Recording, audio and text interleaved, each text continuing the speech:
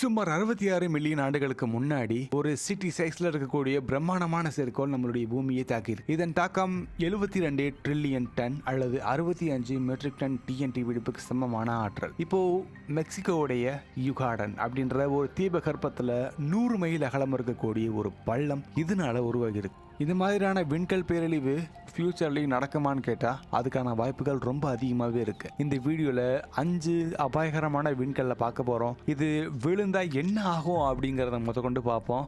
நான் உங்கள் எல்பிகே, இது ஜெனித் ஆஃப் சயின்ஸ்.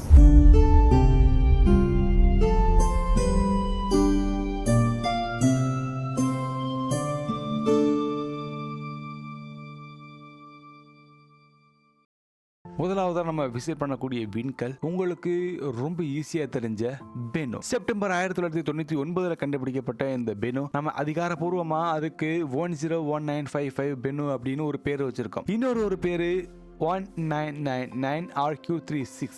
பூமிக்கு ரொம்ப பக்கத்தில் இருக்கக்கூடிய பெனோ நம்மளுடைய கிரகத்தை பாதிக்கக்கூடிய மிகப்பெரிய ஆபத்தை ஏற்படுத்தக்கூடிய ஒரு பட்டியலில் ரொம்ப முக்கியமான இடத்துல இருக்கு. அன்பார்ச்சுனேட்லி இது சில காலத்துக்கு அப்புறம் தான் நடக்கும். 2700 இந்த சிறுகோள் மேபி நம்மளுடைய கிரகத்தை தாக்கிறதுக்கான வாய்ப்புகள் இருக்கிறதா நாசா விஞ்ஞானிகள் சொல்றாங்க. பட் அதோடைய ப்ராபபிலிட்டி ரொம்ப கம்மி தான். 2 பில்லியன்ல இருந்து 700 மில்லியன் ஆண்டுகளுக்கு முன்னாடி ஒரு பெரிய சிறுகோள்ல இருந்து பிரிஞ்சதான் நம்பப்படக்கூடிய இந்த பெனோ விண்கல் அதில் அதிகமான கார்பன் இருக்கு அப்படிங்கிறத நம்ம கண்டுபிடிச்சிருக்கோம். செப்டம்பர் 24, 2023 நாசாவோட ஒசிரிஸ் ரெக்ஸ் அந்த விண்கல் அது மேல இருக்கக்கூடிய பல சாம்பிள்ஸை எடுத்து நம்ம பூமிக்கு அனுப்பியிருக்கு. அதை நம்ம டீகோட் பண்ணும்போது இங்கே அதிகமான அமினோ அமிலக்லேசின் இருக்கிறத நம்ம கண்டுபிடிச்சிருக்கோம். பல வாட்டர் கண்டென்ட்டும் இருக்கு. பட் இது இன்னும் அதிகமான டேட்டாஸ் ஃபியூச்சர்ல நமக்கு வரும் அப்படிங்கறத நம்ம நம்புவோம். ஒருவேளை பூமியை தாக்குச்சுன்னா அது 1.4 மில்லியன் டன் TNTக்கு சமமான வெடிப்பை வெளியிடும். இது நம்மளுடைய பூமியை ஒட்டுமொத்த அழிக்கிறதுக்கான சரியான வெளிப்பாடு கிடையாது. பட் இருந்தாலுமே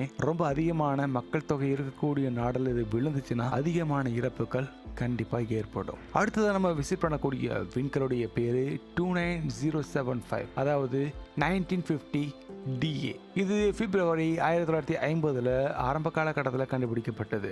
50 ஆண்டுகளுக்கு பின்னாடி மறுபடியும் கண்டுபிடிக்கப்பட்டிருக்கு. அப்புறம் சில ஆண்டுகளுக்கு நம்ம கண்ணில் படவே இல்லை. 1950 DA அங்க அதிகமான இரும்பு இருக்கு, அது மட்டும் இல்லாமல் நிக்கல் ரொம்ப அதிகமாக இருக்கு அப்படிங்கிறத நம்ம கண்டுபிடிச்சிருக்கோம்.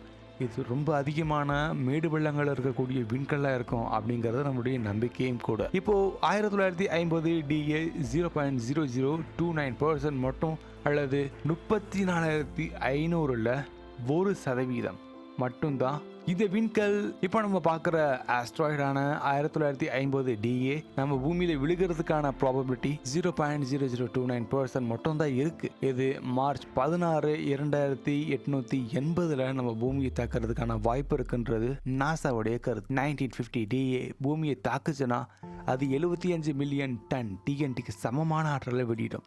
இது மனித குலத்தை அழிக்கிறதுக்கு தேவையான ஒரு வெளிப்பாடாகவே இருக்கும். அடுத்து மூணாவதாக நம்ம பார்க்கக்கூடிய விண்கல் 2023 TL4.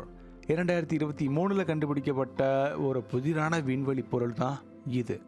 ரொம்ப அபாயகரமான சிறுகோள் பட்டியலில் ரொம்ப முக்கியமான இடத்துலையும் இருக்கு. அக்டோபர் 8 இருந்து அக்டோபர் 19, 2023 இந்த காலகட்டத்தில் எடுக்கப்பட்ட பல டேட்டாஸ் மூலியமா 2023 TL4 நம்மளுடைய பூமியில விழுகிறதுக்கான சாத்தியக்கூறு, இந்த ப்ராபபிலிட்டி அப்படின்றது 0.00055% மட்டும்தான் இருக்கு அப்படிங்கிறத நம்ம கண்டுபிடிச்சிருக்கோம். மேபி இது விழுகுது அப்படின்னா அக்டோபர் 10, 2119 அந்த வருடத்துல பூமியை தாக்கிறதுக்கான வாய்ப்புகள் இருக்கு. இது ஒருவேளை வெடிச்சது, இது ஒருவேளை பூமியில விழுந்துச்சுன்னா இதோடைய ஆற்றல் 7.5 பில்லியன் டன் TNTக்கு சமமான ஆற்றலை வெளியிடும். கண்டிப்பா இது ஒரு மிகப்பெரிய வெளிப்பாடாக தான் இருக்கும். நாலாவதா பார்க்கக்கூடிய விண்கல் 2007 FT3. இது ஒரு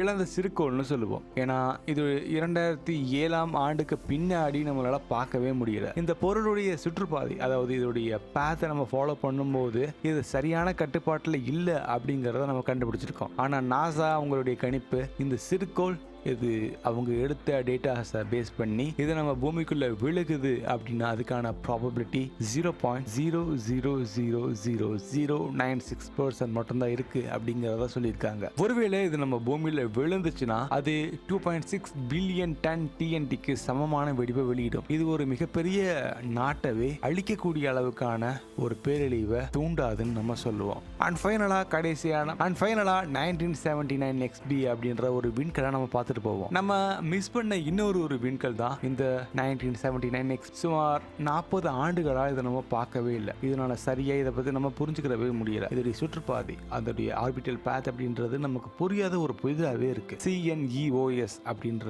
CNEOS உடைய விஞ்ஞானிகள் புரிஞ்சுக்கிறதுக்கு CNEOS